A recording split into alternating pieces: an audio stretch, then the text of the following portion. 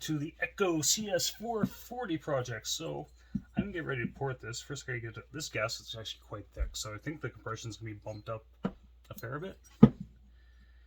So to compensate, I'm gonna raise the exhaust port. I'm just gonna work on this gasket for a bit, see it a bit. So getting that old gasket off was mildly painful. That was a little ridiculous actually. But anyways, to the porting now. So I'm still impressed. Like these saws, I'm sure the cs-440 was like, I don't know what replaced it. There's cs-400, but I'm sure it's one of the saws you could just go to Home Depot and pick up. Mind you, you can go to Home Depot and pick up a 590 Timberwolf.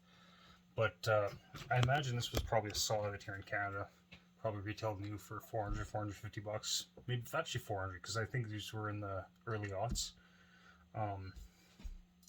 But yeah, it's closed transfer. That surprised me. I don't know if that's really better. Some people say it is. I don't know. It's harder to work on though. Anyways, I'm gonna do some mild porting on the exhaust port just to compensate for that gasket. I'm just doing my hillbilly porting, so I'm not going too crazy.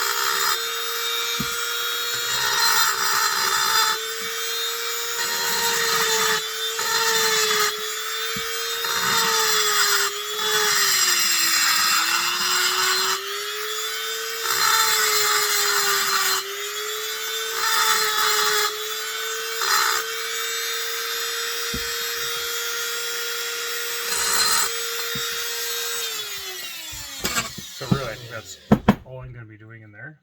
There's my dirty old sock. Like I said, socks with holes in them, my wife tells me to get rid of them, so they turn into rags. Disposable rags. Okay, so I just slightly widened and raised the exhaust port a bit, not a ton. I might go a little more to even it out a bit.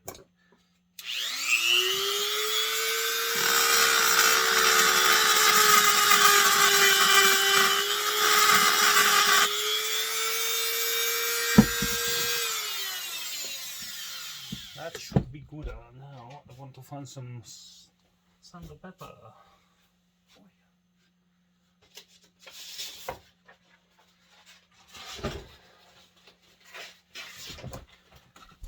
Okay, it's going to get inside of the cylinder a bit.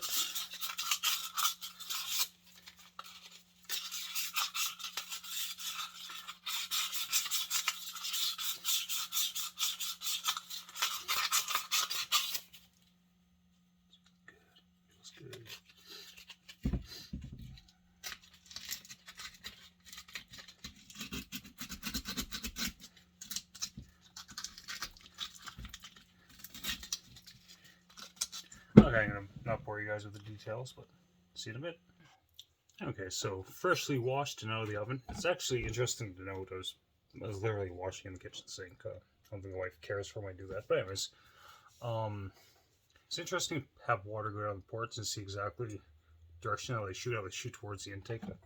I just thought that was kind of interesting, but That's just me. I'm easily amused these days because I'm getting old.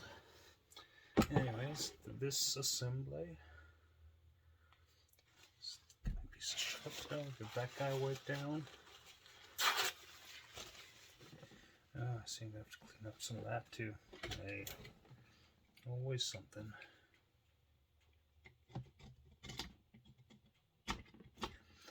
This intake, or the cylinder gasket, I don't know what they used for sealant on that, but holy crap, it's a pain in the ass to clean up.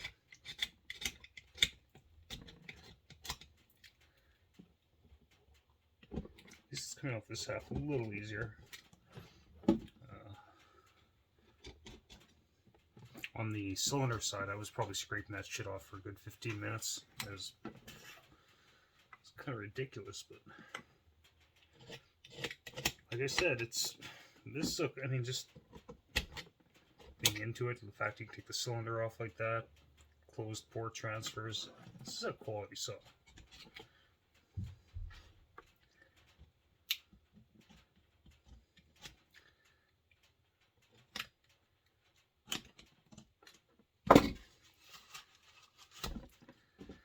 I'm not gonna bore you with me cleaning this, I'll be back in a sec.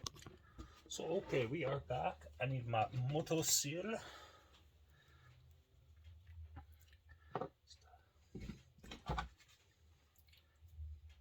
Little dab of that onto my little popsicle stick. This is a stir stick from Tim Hortons because we have a bunch of these at work for whatever reason. If you wonder why I'm working on the box, is because the box is cleaner than my bench. Sometimes that matters. Nice thin layer.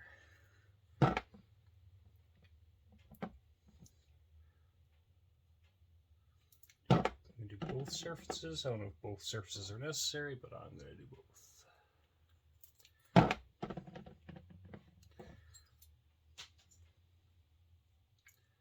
Like I said before, MotoSeal is a wonderful product. I highly recommend it if you don't have it. And if you're using Yamabond, you like the Yamabond or Honda Bond or any of those other things, that's fine. But like I said, you can go to Canadian Tire, Parts Source, Napa, pick this shit up anywhere. I think I've even seen this crap at Walmart before. Don't quote me on that, but it wouldn't surprise me.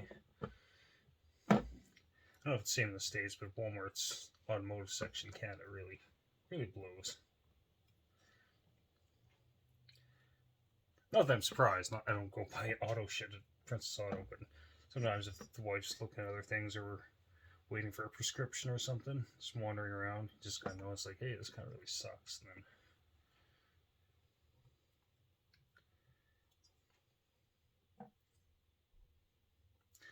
then again, I don't buy a lot of auto accessories anymore because I never drive vehicles more than a couple years old. Why? Because I can't.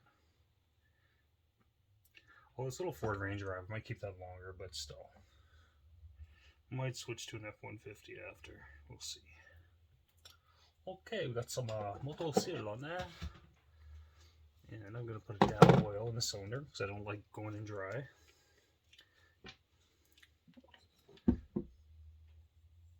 This is actually oil that came with an electric pole saw I bought from Home Hardware. It's kind of thin for bar oil, but... Okay, so that should be going on like that.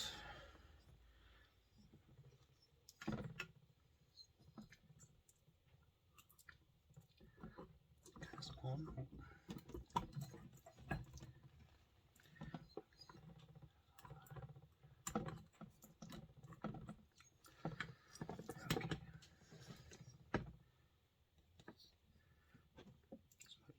This way, maybe.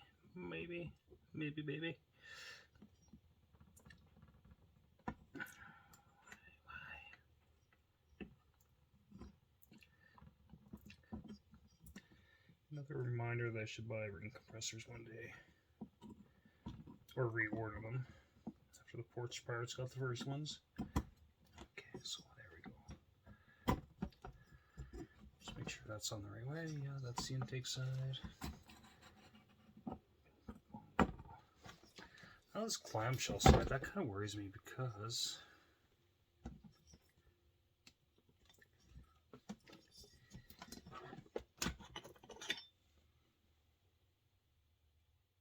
just no sealant in there. And to me, I feel there should be sealant, but if there isn't, there isn't, right? I might put a little bit of motor seal in there, just for the hell of it, right? What's the worst that could happen? There might be someone on YouTube going, no, no, man, don't do it, don't do it. No, I'm gonna do it. Just a little bit. Thin coat. A super, super thin coat in there. Because to me, that just seems odd. There's no sealant in there.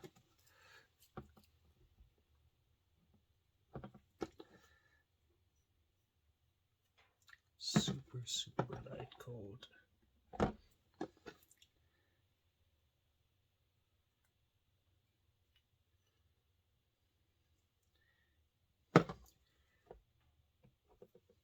Fucking fruit flies this year in Edmonton went crazy. Like everywhere at work, home, other people's homes. Just, I don't know if it's the heat or just probably the heat.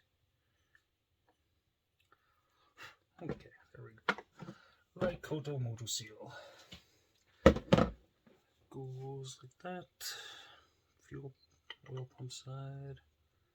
Just like so. Like it was meant to fit. Now what are my little head bolts?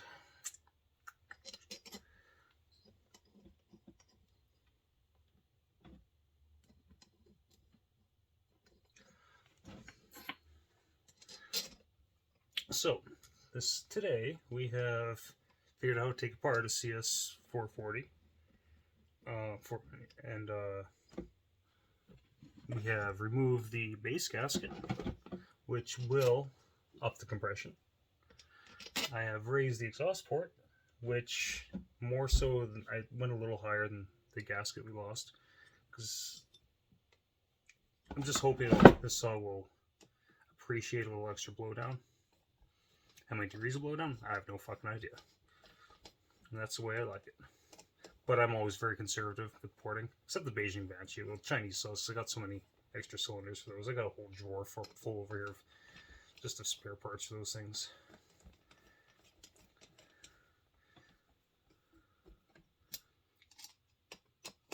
This went a lot better than I thought it would.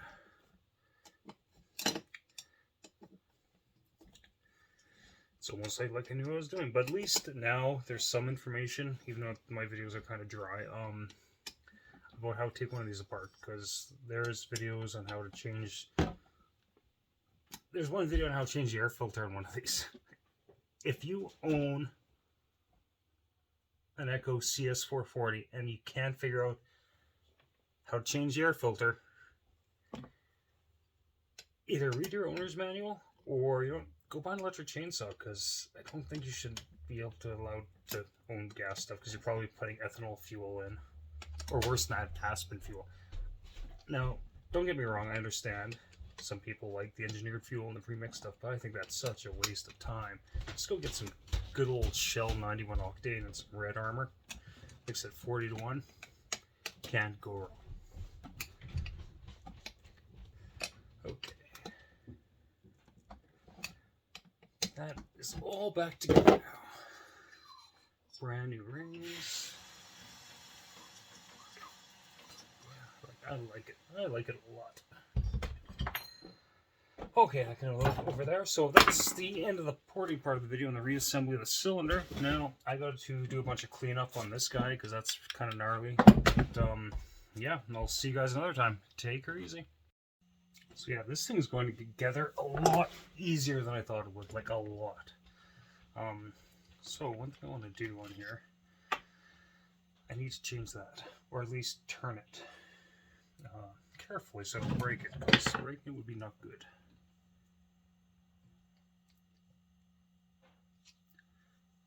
Jesus.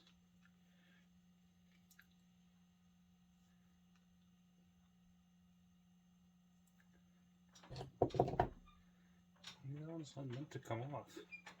That sucks. If that's the case, that kind of sucks. I need some stronger pliers. What do I got here? What do I got in the house? Put a pair of linesman pliers around. Maybe that'll work.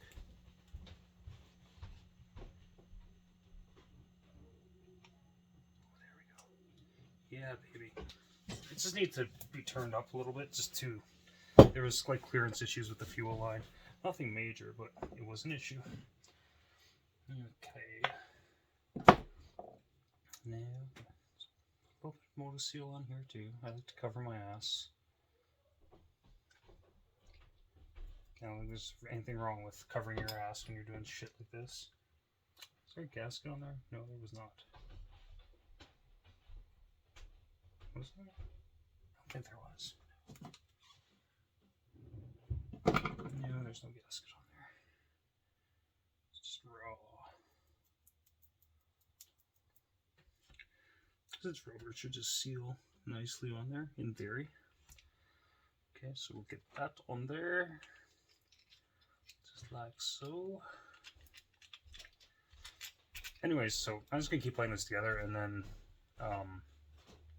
let everything dry overnight, and tomorrow I'm going to run her. Hopefully she'll run strong. Talk to you later.